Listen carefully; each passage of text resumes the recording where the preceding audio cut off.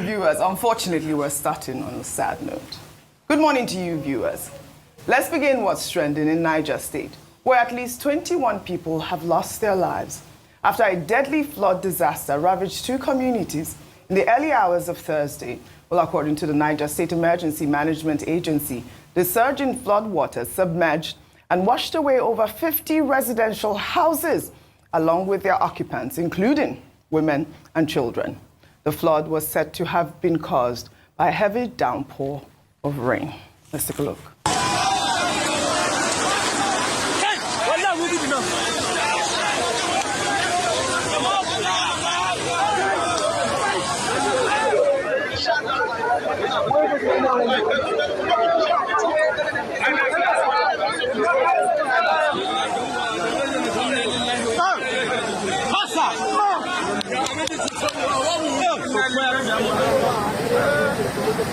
Oh, this is so sad, really. I mean, I believe that they said that the death toll is expected to rise. Some residents say as many as 50 people may have died. And the flood also cut off the road linking the northern and southern parts of Nigeria through Mokwa. I believe we have the headline on Daily Trust saying, reporting the same. We had reached out to our reporter in Niger. It says family loses 12 members. Over 50 Almajiri missing. That's what Daily Trust is reporting. We're still waiting for, our correspondent on his report about the incident in Niger State. I mean, those people, may their souls rest in peace. It really, really is a sad incident. I don't know, I think you wanted to say something about this. Something. Yeah. May the lives of the departed rest in peace. But you see, like I say here, culture will eat strategy for breakfast. And today, I like to apportion blames. In 2024, we had a flood incident in Niger that was so grave that about 1.4 million people were displaced. We know when it's rainy season, Niger is a big flashpoint with flood. The question is, what have we done to be able to mitigate it? So since we had that big flood incident in 2024, what have we done till date?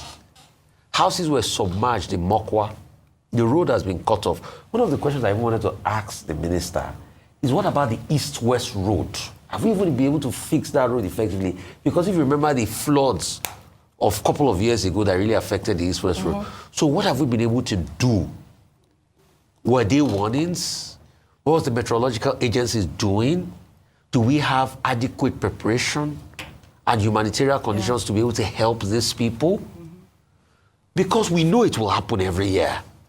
Either if we, remove water from Lagdo Dam, I think flows down and all that, it will always happen. So what is the further preparation? I think number one should be sensitization. Number two should be evaluating the topography and see what we can do to be able to mitigate the effects through clearing of drainages and things like that.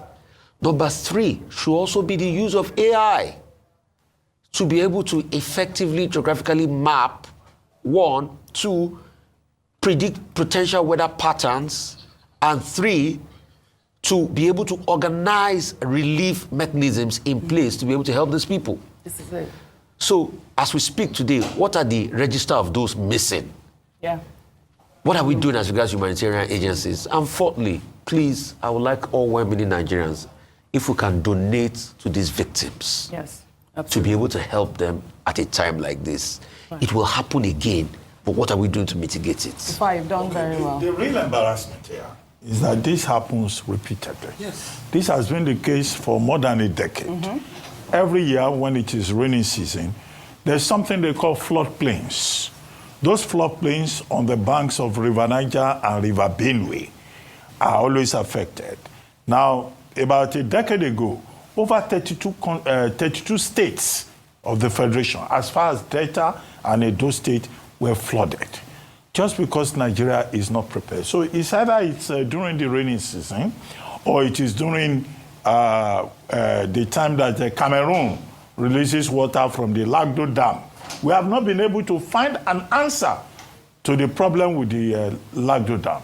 So why is this so perennial? And the Nigerian government has not been able to address it. The challenge is for President Tinubu, on whose table the buck stops. Can he make a difference to make sure that this perennial flooding does not continue? The case of Niger State is particularly sad because we have a governor in Niger State, Farmer Bago, Governor Bago, who is investing a lot in agriculture.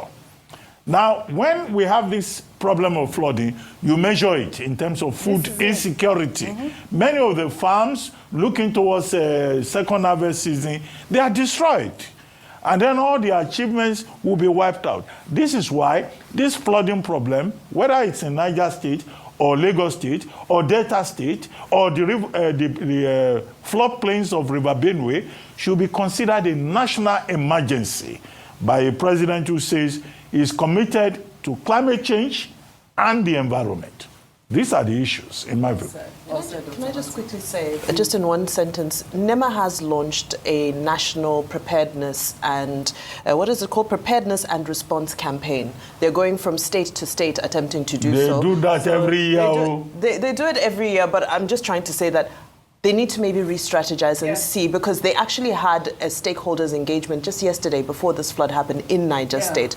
So name it, by the same token, name it every year, once, as early as January, that look, there's going to be flooding in so number of states. We are never prepared. That is the issue. Whether it's NEMA or NIMET, yes, it's not lack of intelligence. It's not lack of information. It's the lack of political will to deal with the problem.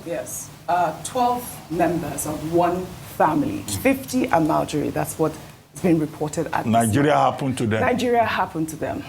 May their souls rest in peace.